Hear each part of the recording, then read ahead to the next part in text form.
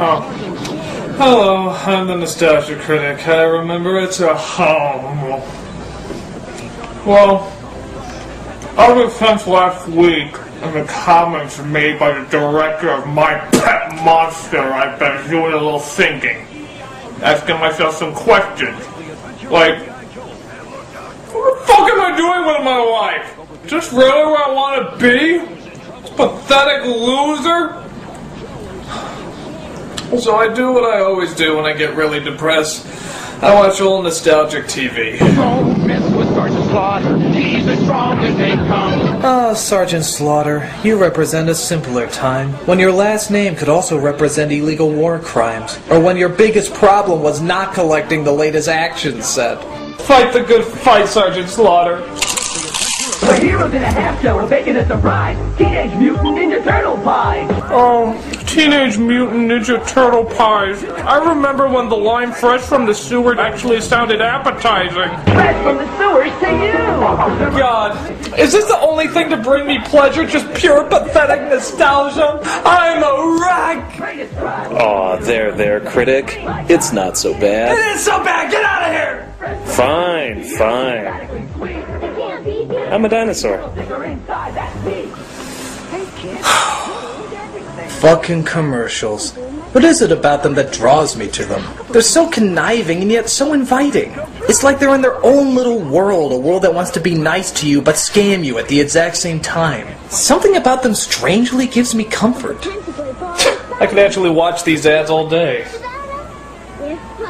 Actually, it's not a bad idea. Maybe I need to take a break from nostalgic movies and nostalgic TV shows and take a look at the stuff in between. I mean, I loved commercials growing up. They got me excited for all the things I'd pester my parents over until their ears gushed with blood. Every time you watched them, you felt like you were making a deal with them. You buy their products, and they in return deteriorate your intelligence and physical health. It's a good trade. How can such cunning manipulation go unappreciated? You know what? Fuck it. I'm gonna take this whole episode and I'm just gonna watch commercials. Yeah, this is a tribute to all the plastic, sugar-coated nonsense that we loved growing up. This is a segment I like to call After These Messages. After these messages. After these messages. After these messages. After these messages. We'll be right back. I'm not gonna go in any order or time together with any theme. It's just gonna be commercials. So, let's get started. Look, it's Jeff Armstrong. He's eating Apple Jacks. Apple Jacks. You remember these commercials, right? It always starts off with a group of kids eating the cereal, and some snooty know-it-all always asks why they like eating it if it doesn't taste like apples. Which is a good point. Why the hell doesn't it taste like apples? It's like if Cocoa Puffs tasted like Oat Bran. It's kind of false advertising. It's Jeff Armstrong. He's eating Apple Jacks. He's cool. We'll see. Yes, we'll see if he's cool by subjecting him to the Apple Jacks test. Not the Apple Jacks test! Yes, the Apple Jacks test! You named it Apple Jacks. Shouldn't it taste like apple? That isn't why it tastes so good. Then why? You must choose. But choose wisely. They just do. You have chosen wisely. Kellogg's Apple Jack cereal is part of this complete breakfast. And then they all end with the kids taking a picture together. But my absolute favorite is the caption at the bottom. Applejacks 94. Somebody actually looked at this picture and called it Applejacks 94. As if to say, "Kya." I remember that summer. That was the summer of Applejacks. The summer where anything was possible. The summer where boys became men and girls became women. That was Applejacks. I know. I wrote it on a picture.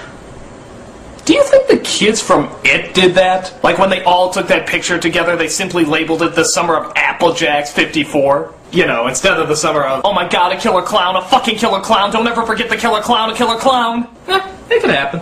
Kellogg's Apple Jack cereal is part of this complete breakfast. I don't know what should read in him. Read what we like.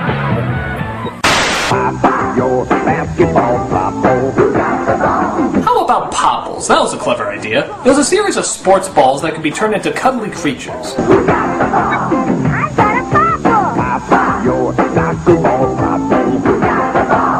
got a popple! I've got a popple! This raises a few questions, though. Like, why were they playing with a furry pillow-like ball to begin with? Hey, you got our basketball? Oh, wow, that's a hairy fucker. It doesn't bounce in the slightest. This'll do us well. And then, of course, when they go after the ball... I got a bubble! Well, shit, he's got a supernatural creature that hasn't been discovered by science yet. But where's that darn ball? Also, I felt bad playing with these because I always felt like I was giving the popples a migraine. I mean, you're kicking them around, throwing them. Doesn't that hurt? The popples wouldn't come out like this. They look more like this. But oh well. You can't fault it on still being a clever product. They're new from Mattel. Okay, I don't know what the fuck this kid is on, but I want some. Two kinds of cream inside. He likes Skiggles' funny faces. There's fudge and vanilla cream in each one. My God, people stoned out of their minds don't laugh this hard. New Giggles cookie. Two kinds of cream in each funny face. Are you gonna eat that? Turn the gas off! Turn the gas off! It's sometime in the future. Oh, this ad was unbelievable. This is like one of the most fucking epic commercials ever put on television. The ultimate challenge. Crossfire. Look at it. It's set in this apocalyptic future where the fate of the world rests in the hands of two kids who sit at a table and throw marbles at even bigger marbles.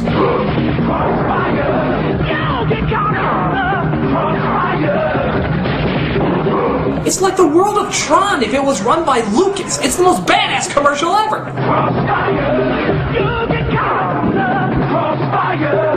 Go, Billy! The fate of Armageddon lies in your hands!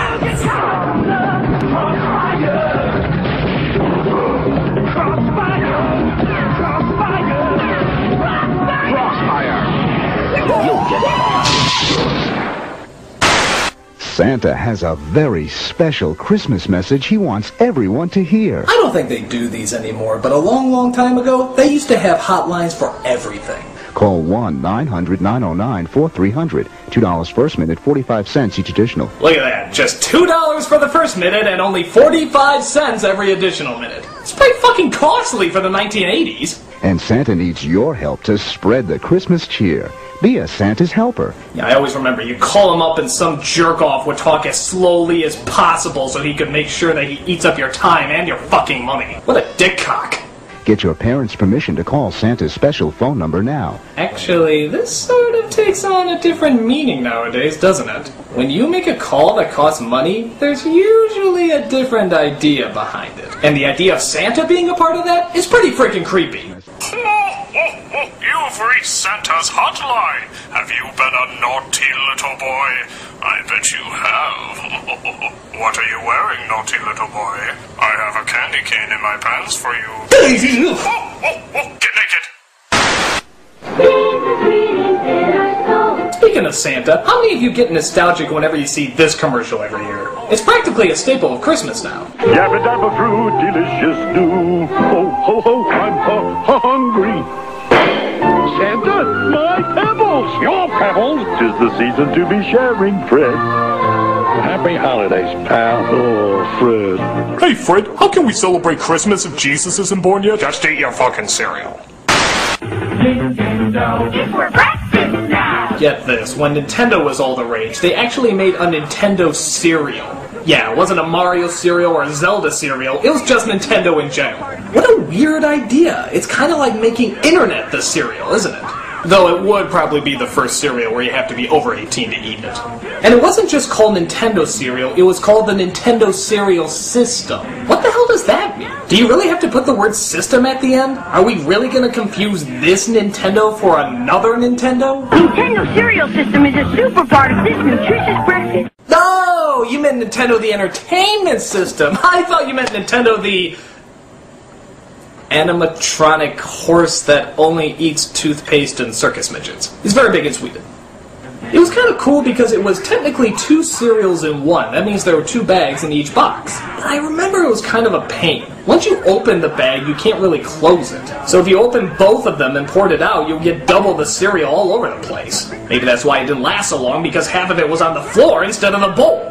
Well, if it had Nintendo on it, you know we were going to love it anyway. New cereal in one! Wow!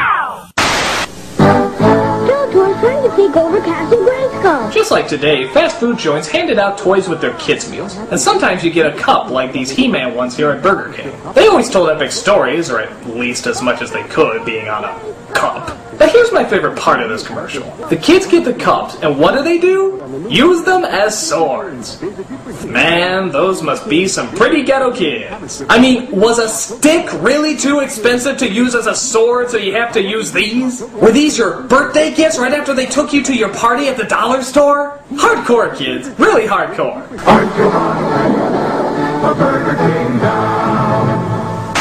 Come on, guys, there's work to do. Let's move. I don't know what this kid's problem is, but he cracks me up.